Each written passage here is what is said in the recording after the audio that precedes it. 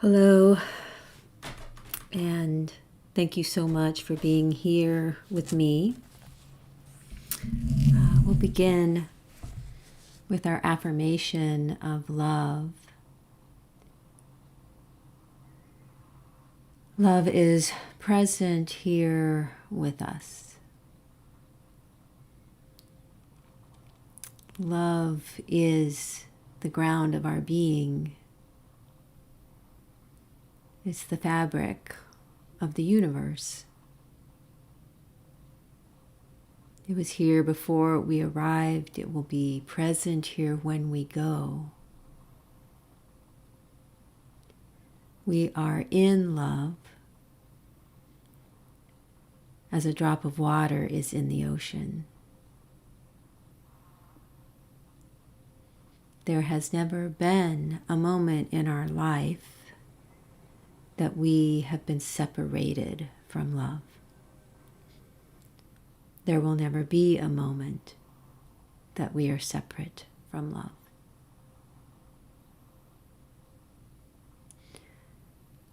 Love is,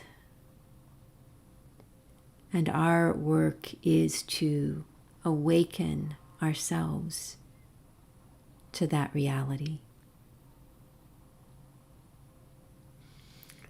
So this is the space in which we gather tonight. This is the space in which I teach. This is the space in which you listen. And whatever happens here is up to the action of love and how it will affect us. So most times when I teach, I am attempting to teach about why this practice called surrendered presence matters and how it will lead us to transformation. In other words, why do we do this practice other than just the fact that it feels good?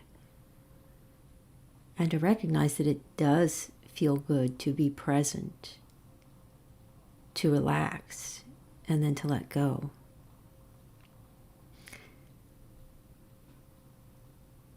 But ultimately, the reason we practice is for our own transformation and for the transformation of the world.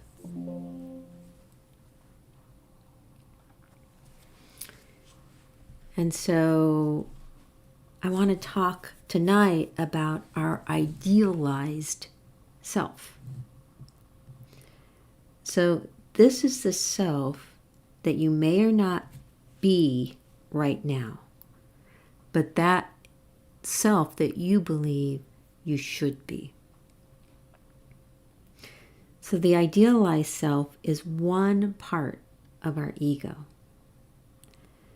And the judge, the inner critic, is another part. So it is the judge's job to push us to become our ideal self. The judge not only pushes, it also harangues, nags, and even punishes us to become this ideal self. Where did this ideal self come from? It started with what I call our immediate culture. And that is our family. The nuclear family, those ones closest to us, the ones that in our very earliest days are the ones we are interacting with. So as an infant and a very young child, as soon as you had a sense that you were a self, you were getting messages about what that self should be, how it should be. Maybe you grew up in a culture, a family culture that was effusive and affectionate. So that was the family culture. That's how we do things in this family. But maybe you were quiet and withdrawn and felt overwhelmed by this effusiveness and affection. Or maybe you grew up in a family that was stoic and non-demonstrative, and you longed to have somebody wrap their arms around you on a daily basis to hold you so that you could feel love. Maybe you were in a loud family. Maybe you were in a quiet one. Maybe it was outgoing and friendly. Maybe your family was pious or worldly. So every day, week, year of our lives, we've been adding to or reinforcing our ideal self. So imagine how many things you have been exposed to over your lifetime. Everything you've read, everything you've watched, everything you've listened to, and you get feedback about what you should or shouldn't be, and then you add them to this list of your idealized self. These include every single thing you can imagine in every area of your life. I should be a supportive wife. I should be a highly awakened spiritual person. I should be a good cook. I should be a person who keeps their house clean. So anytime you hear a voice inside saying, I should, or I shouldn't, or sometimes even I want to, or I need to, it is often your ego pushing you to be your ideal self. So the question arises, so what? What's wrong with that? That's how we get along with people in this world. That's how we accomplish things. That's how we make the world a better place, to have this voice that pushes us towards what is right and good, and what's right and good for us. And yes, that's true. That is why the judge and the ideal self are there. The problem arises, or there are two ways the problem arises, and one of them is the way the judge makes you feel. And the other is that the voice that we hear can sometimes be at odds, I would say often, and maybe even most of the time, is at odds with our soul. So we're not practiced in knowing the difference between the voice of our soul and the voice of our ego. That's why we're here in some ways, that we're learning to practice that. And the thing is that sometimes they say exactly the same thing. So I'm going to give you a couple of examples of this, and both of them happened to me today. So in this first one, this is an example of how the ego and the soul say the same thing. And let me clarify something here. When I say the soul, I am actually saying in some ways that it is love's voice coming through the soul. So the soul is the interface with love. So love speaks through our soul. So this first example, I was at church and I was reading all the opportunities for service at the church. And so I hear inwardly, you should serve. You should serve humanity. So recognizing that service is a part of my idealized self. I integrated this from my culture, and particularly from my religious culture, that being a person on the earth means you should serve. And my soul agrees with this. Yes, I should serve. All parts of my being agree.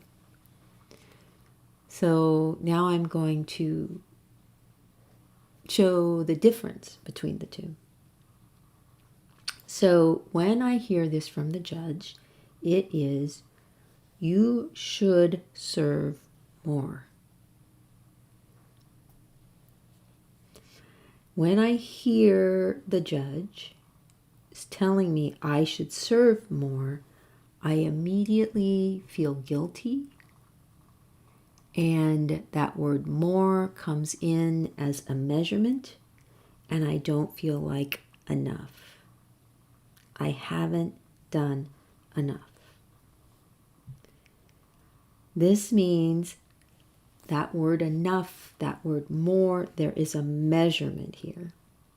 So I'm being compared to an ideal self.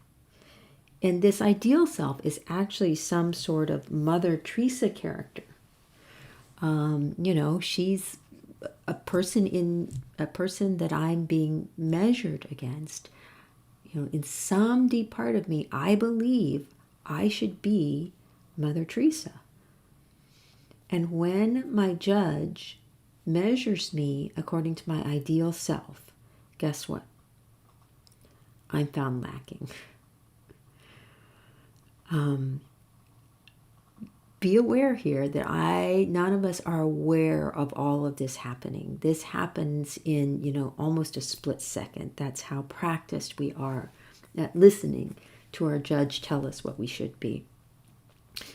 So when I'm found lacking, I feel shame for my selfishness. I'm selfish. I don't give enough. I don't try enough. And so once again, I vow to do better and to do, get this, more. I'm buying into the measurement of the judge. Okay, so here's the other side. When I listen to this, you should serve humanity. When I hear that through my soul, when I hear love through my soul, what I hear is, you are serving. You are answering the call that I gave you. I have given you certain gifts. I've called you to a specific work. Give yourself completely to this work I've called you to. When I hear this, I feel grounded. I feel clear, confident, hopeful. I feel really present and trusting. So here's something that I have become so clear about in my own being, and I really encourage you to be clear about as well. Soul doesn't compare you to an ideal self. Soul doesn't compare you to an ideal self. Through love, it unfolds you. Soul doesn't compare you to an ideal self. Through love, it unfolds you. So here's my second example.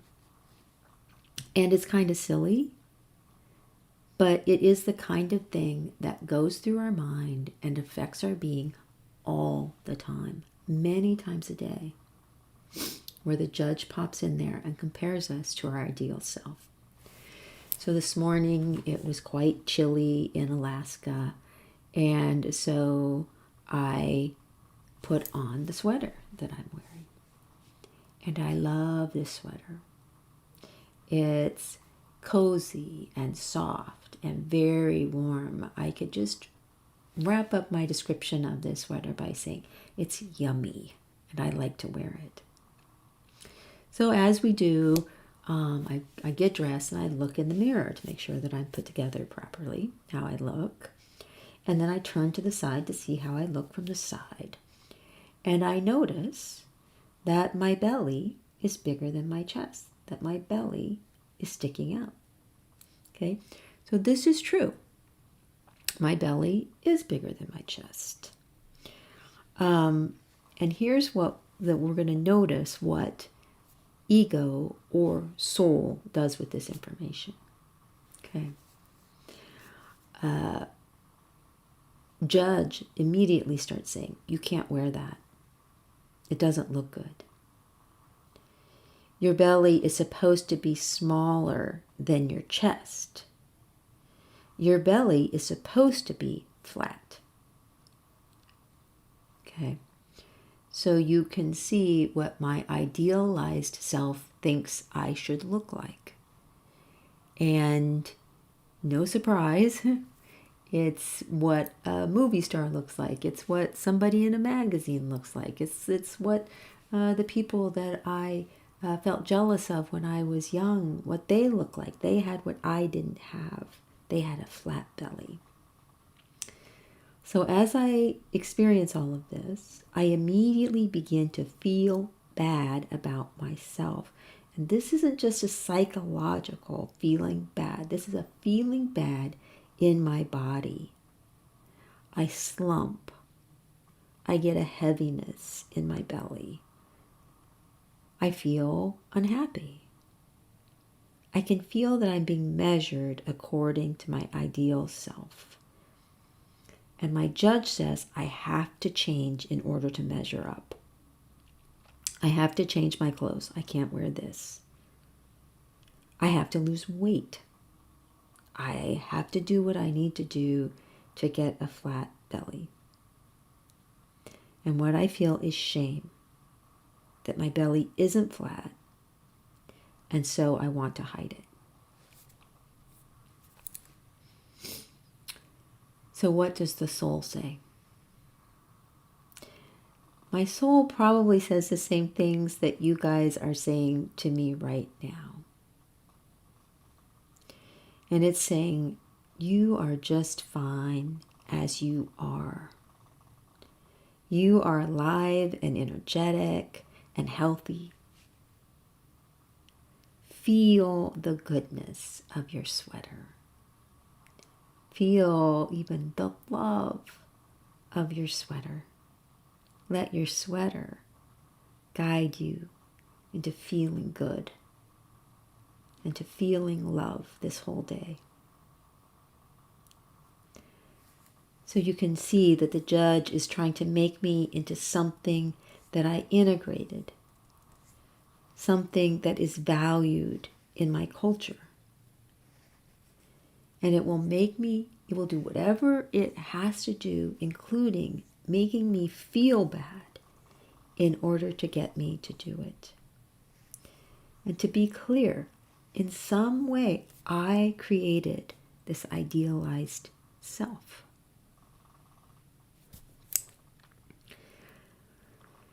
But on the other hand, love through my soul wants to unfold me. It has nothing it's measuring me against.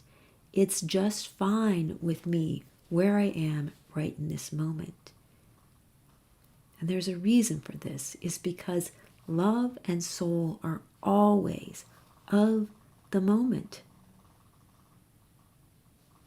Ego will always be in the past or into the future, what I need to become, what I shouldn't have done. Again, love through my soul wants to unfold me. It wants me to be more free. It wants me to be freer to love and be. So what does this have to do with surrendered presence? Well, very briefly, it's that because of this practice, first of all, I notice all of this happening in my body, in my mind, in my heart. I notice that it's happening.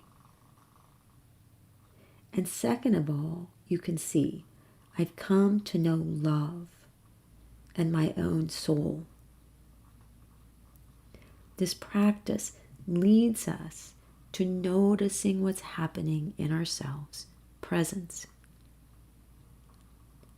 It leads us to a quiet, surrendered space where we can get to know love and our own soul. And I learn that I don't have to strive. I can trust love to unfold me. I can also trust love to unfold you.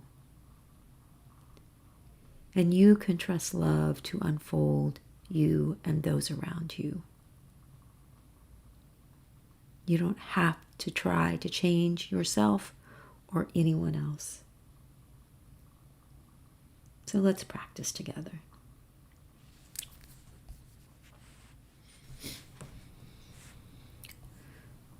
I invite you to drop into your immediate experience of yourself.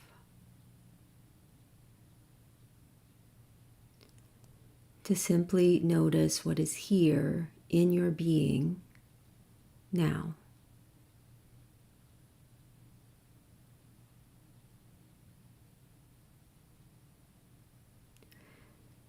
And I recommend that as you notice an experience, that you inwardly and silently name it to yourself.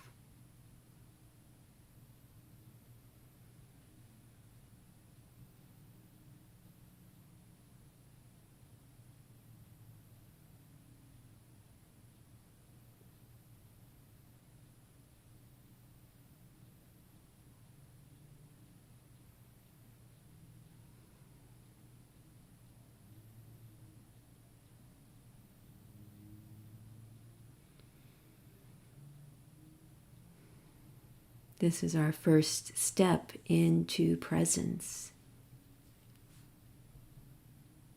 This is a way to drop in to the moment.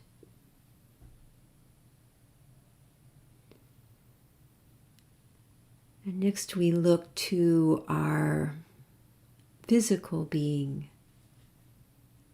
to ground us here. And so we begin to notice the physical being beginning with our feet and our ankles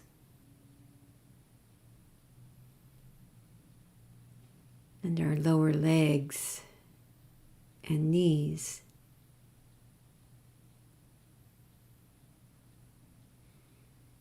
and our upper legs and our hips.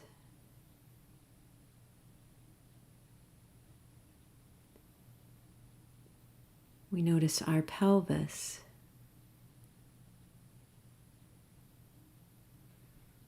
and our belly.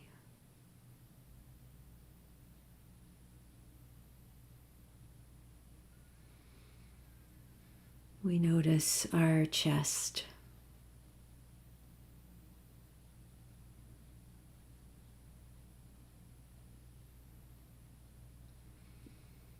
We notice our shoulders,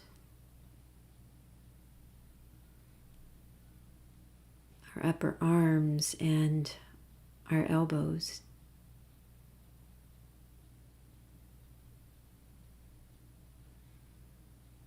We notice our lower arms, our wrists, and our hands.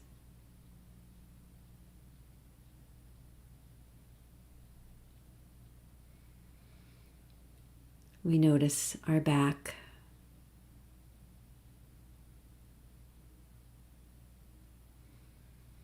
and our neck.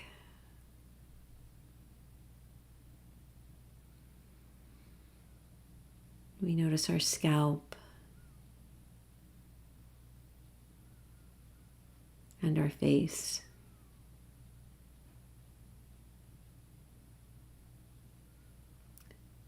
And then we notice ourselves as one whole physical being here.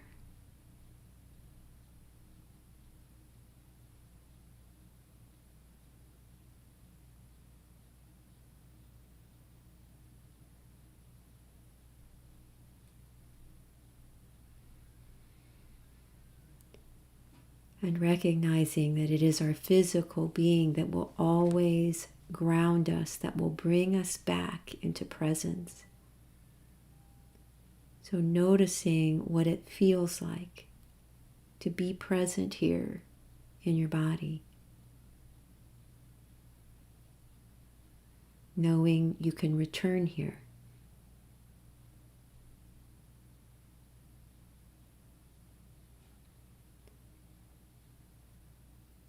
And then as your body grounds your presence, begin to include your inner experience.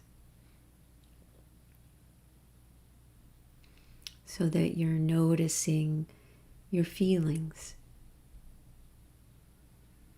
You're not noticing subtle sensations like energy or vibration, colors or images arising.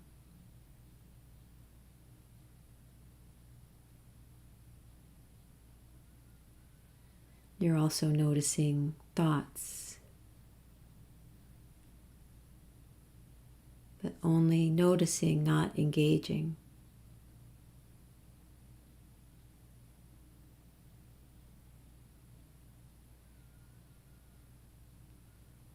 And you're not attempting to change anything at all about your experience. You're noticing what's here.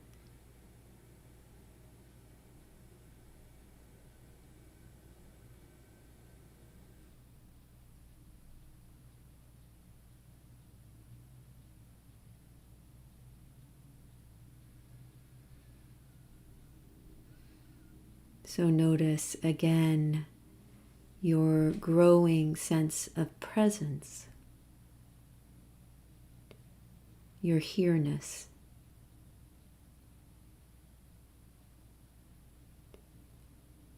And experience yourself as a whole being, grounded in the physical, the body,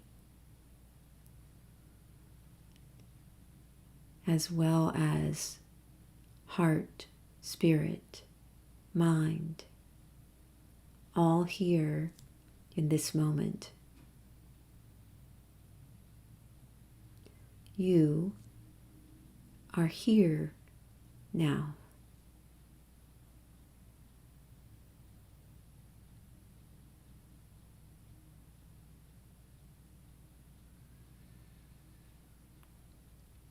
Staying very present with this sense of the wholeness of your being, begin to include an awareness of your feet on the floor.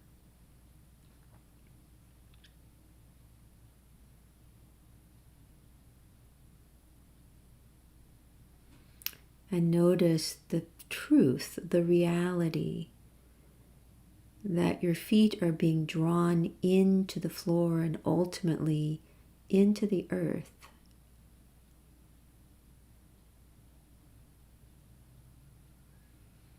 To notice that you're being acted upon by the force of gravity.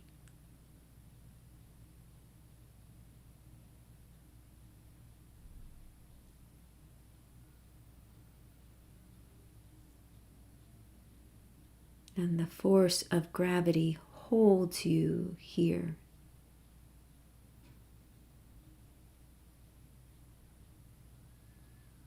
You do not need to do anything at all to be held. Gravity holds you.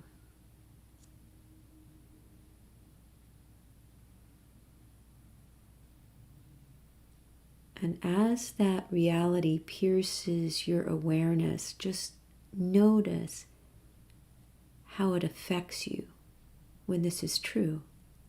I'm held.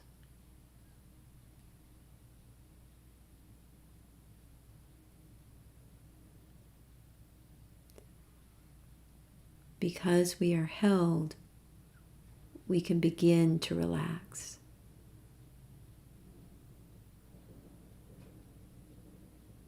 Our body relaxes, our mind relaxes. Our soul opens up.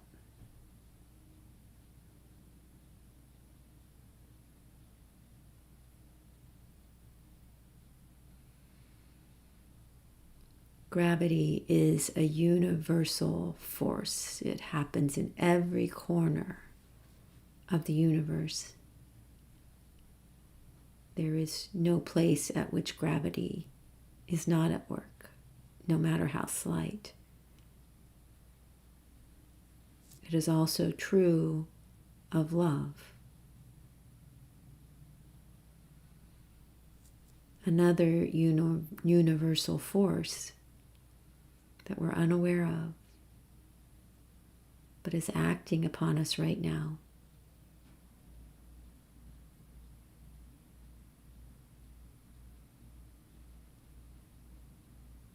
And if you know you are being held by love,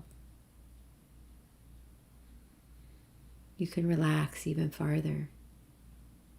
Give yourself over to the holding.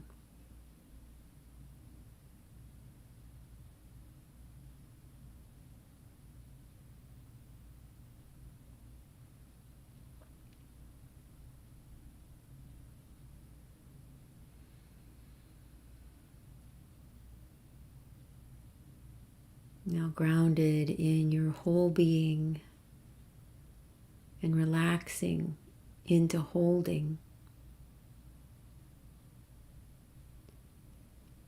become aware of your breath.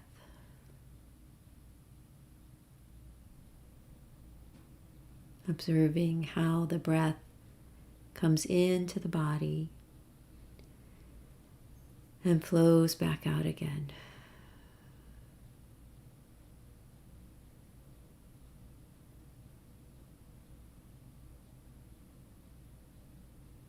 Simply being an observer of your breath.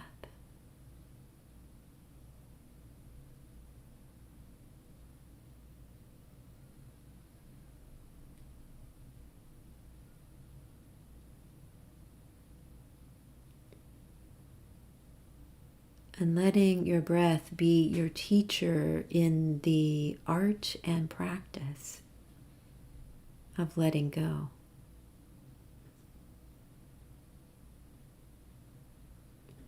Really feeling and experiencing the sensation of surrender, of release, as the breath flows out.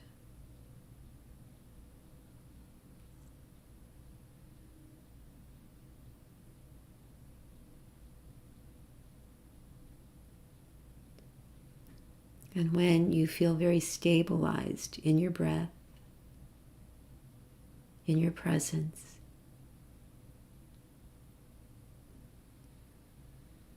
aware that you are held,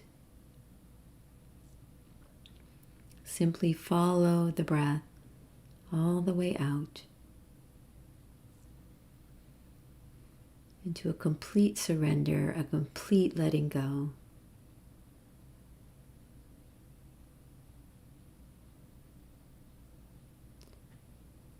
So that you enter a space of simple being.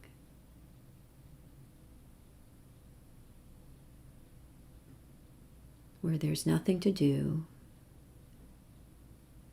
nothing to attend to.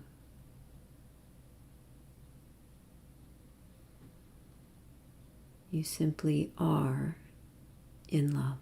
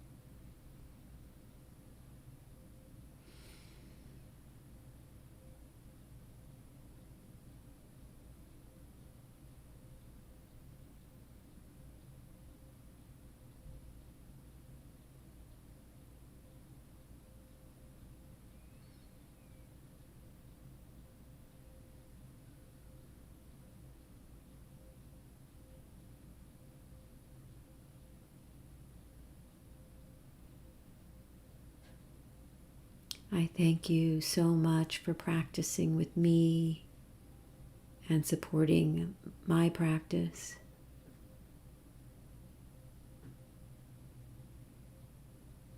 I invite you to stay in surrendered presence as long as you have time for, and I look forward to seeing you next time. I love you all.